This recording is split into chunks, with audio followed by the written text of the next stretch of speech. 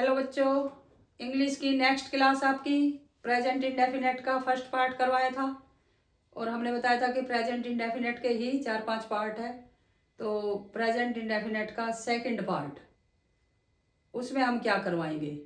हमने पहले रूल मिटाए नहीं है क्योंकि कुछ रूल यहीं से रूल तो सेम ही होंगे, कुछ ही चीज़ें चेंज होगी। तो वो क्या क्या हम चेंज करेंगे और किस तरीके से हम आसान से आसान भाषा में इंग्लिश सीख सकते हैं, क्योंकि मेरा टारगेट है कि हर बच्चे को इंग्लिश आए और मैं जितना कोशिश हो सके उसमें अपने एक्सपीरियंस और अपने खुद के चीज़ें मिला के आपको बता रही हूँ कि आपको मैंने शुरू में बोला था कि मैथ की ट्रिक से कि जो रूल आपके कहीं फेल नहीं होंगे, घर पे बोल लो, ऑफिस में बोल लो, लिखो, कंप्यूटर लाइन में लिखो, कहीं बोल लो, किसी जगह पे खड़े होके वो आपके गलत नहीं होंगे।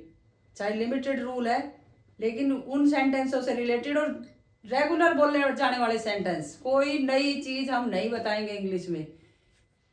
भाई किसी ने वही बात है वर्ड ही नहीं पढ़े तो अलग बात है, नहीं तो अगर आपने 10वीं 12वीं कर रखी है तो ये सारी चीजें आपने पढ़ रखी है, कोई वर्ड नया नहीं, लेकिन रूल सारे नए, जिससे आपको एक तरीका आ जाए। मैं कंप्यूटर पढ़ाती हूँ उसमें भी यही कहती हूँ, हम सीढ़ी नुमा आपको चढ़ना बता रहे हैं, एक पैड़ी चढ़े तो एक ही चढ़े हो, स्टेप बाय स्टेप। अब बीच में जाके नीचे देखो कितनी पे सीढ़ियाँ थी, तो चढ़ के गए होगे तो आपको अंदाजा होगा कि कितनी थी। डायरेक्ट आप ना तो बीच में पहुंच सकते हो ना ऊपर पहुंच सकते हो, ये मैंने पहले भी बताया था। तो इस बात का आप ध्यान रखो कि अगर पहली वीडियोस नहीं देखी है तो लाइन वाइज वीडियोस देखो ताकि आपको समझ आए। अगर वही बात है कभी हाथ की उंगली देखी, कभी मुंह देखा, कभी कुत्ते की देखी, कभी बिल्ली की देखी, कभी इंसान की, तो भाई वो खिचड़ी बन जाएगी, कुछ भी समझ में नहीं आएगा। इसलिए वीडियो ज्यादा से ज्यादा लाइन वाइज देखा, हमने प्ले लिस्ट बना रखी है, जिस भी टॉपिक पे देखे छोटे से छोटा लेके हर चीज को डालेंगे डिस्क्राइब करके, क्योंकि एक बहुत लंबे एक्सपीरियंस के बाद हम ऑनलाइन आए और ऑनलाइन पे भी हमारा टारगेट है कि हम जल्दी से जल्दी ज्यादा से ज्यादा लोगों को जोड़ सके। और आप कमेंट करके जरूर बताएं वीडियो देखते हैं तो कि आपकी कितनी हेल्प हो पा रही है। और ये नहीं कि एक साल वीडियो डाले हो गए तो हम पीछे वीडियो पे काम नहीं करेंगे। ये मेरा आप लोगों से एक पक्का प्रॉमिस रहा कि जहां तक मेरी कोशिश होगी मैं हर वीडियो को पीछे आगे से चेक करती रहूंगी या चेक करवाती रहूंगी अपनी टीम से। फिलहाल मैंने कोई टीम नहीं बना रखी, लेकिन मैं करवाती रहूंगी। उस चीज के लिए आप बेफिक्र रहिए कि एक साल हो गया पता नहीं हमारे कमेंट का आंसर आएगा या नहीं आएगा। तो क्योंकि मेरा टारगेट ज्यादा से ज्यादा एजुकेशन की वैल्यू और कंप्यूटर की वैल्यू है। तो हम क्या क्या चेंज करेंगे सिंपली इसी सेंटेंस में, ताकि आपका आसान से आसान तरीके से काम हो जाए। तो प्रेजेंट इंडेफिनिट टेंस का ही मैंने बताया था सेम रहेगी पहचान हर एक में। तो सेकंड पार्ट यहां से हम डाल देते हुए सेकंड पार्ट, पहचान वही ता है, ती है, ते है, मेन वर्ब की first form plus S plus in simple sentence और हेल्पिंग वर्ब डू या डज। तो भाई हम चेंज क्या करें सेकंड रूल में। सेकंड रूल में सीधी सी बात है, ये डबल वर्ब वाले सेंटेंस है, डबल लिख लो, डबल वर्ब।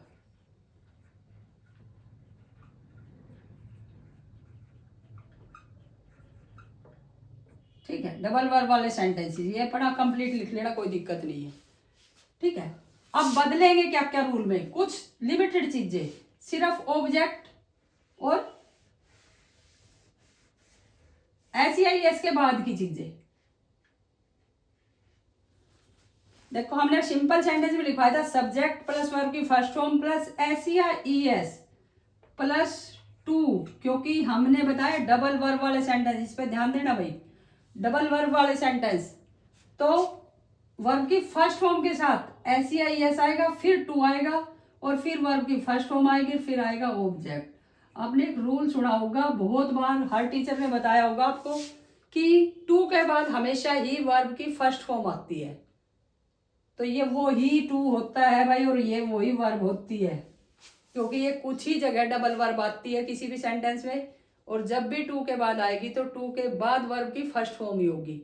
तो जो टेंस है, चाहे प्रेजेंट है चाहे पास है, तो वो रूल किसके ऊपर फॉलो होगा, वर्ब की फर्स्ट फॉर्म पे।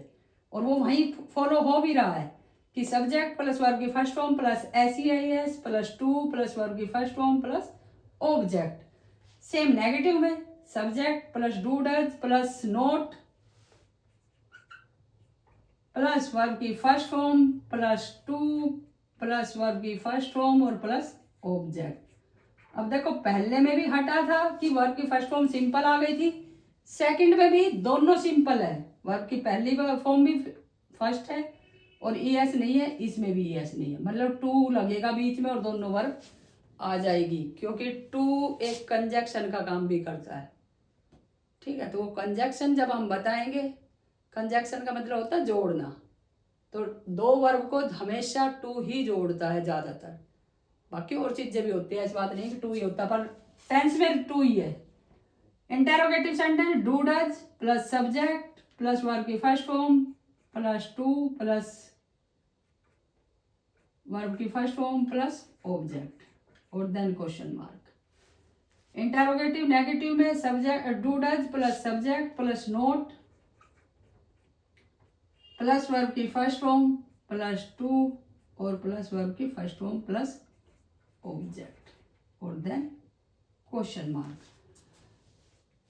तो भाई सेंटेंस बदल जाएगा ये बिल्कुल, रूल तो थोड़ा बदला, सेंटेंस बिल्कुल बदल जाएगा।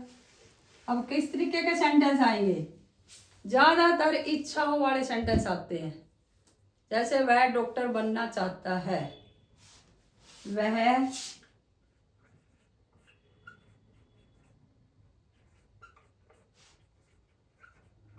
बनना चाहता है। तो इसमें ज्यादातर सेंटेंस इच्छा वाले होते हैं। यहाँ पे चाहना क्या है आपकी वर्ब, बनना क्या है वर्ब, डॉक्टर क्या है ऑब्जेक्ट और वह क्या है सब्जेक्ट। भाई मैं बार बार कह रही हूँ कि सेंटेंस को इसी तरीके से तोड़े, क्योंकि अगर आपको इंग्लिश बेसिक से करनी है तो एक एक चीजें के वर्ड, एक एक वर्ड आपको अलग करने होंगे, उनकी इंग्लिश और हिंदी दोनों चीजें पता होनी चाहिए। गूगल आपके पास बहुत बड़ा टीचर है आज के टाइम में, कि अगर किसी वर्ड की नहीं पता चल रही तो आप वहां से सर्च मार सकते हो। अब ये ता है वही पहचान आ गई और उसके लिए होगा डू डज,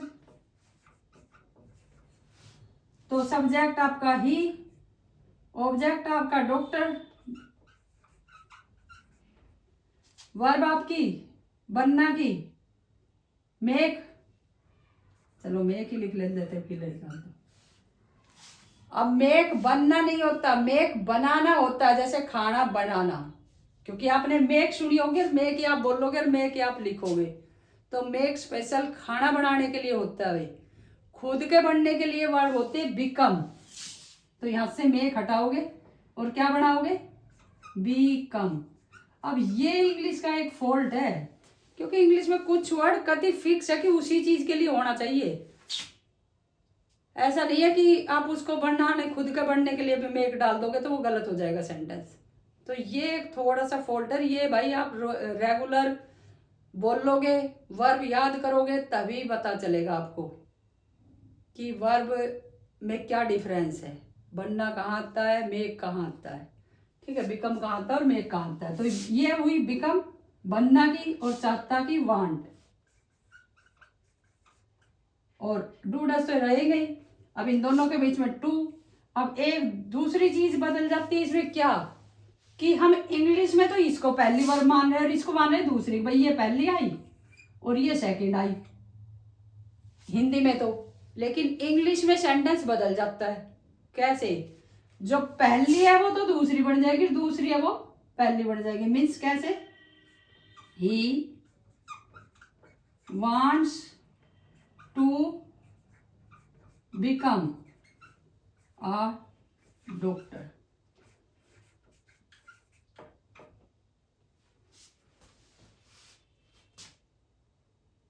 तो यहाँ पे आप देखोगे कि जो वर्ब यहाँ पे सेकंड थी, हिंदी में ज्यादातर यही होता है कि जो सेकंड होगी वो इंग्लिश में आके फर्स्ट हो जाएगी, और जो हिंदी में फर्स्ट है वो इंग्लिश में जाके सेकंड हो जाएगी। तो यहाँ पे वांट्स आगे आएगा और बिकम पीछे आएगा। तो इस तरीके से आपका सेंटेंस कंप्लीट हो जाएगा। अगर नेगेटिव हम बढ़ाते हैं तो he does not want to become a doctor लिख लेना। तो इस तरीके से आपके सेंटेंस बनते हैं कि ज़्यादातर इच्छाओं वाले सेंटेंस होंगे, डबल वर्ब में कोशिश करता है, चाहता है, इस तरीके के सेंटेंस। ठीक है, तो वो इच्छा ही होती है। जैसे मैं डॉक्टर बनने की कोशिश करता हूँ,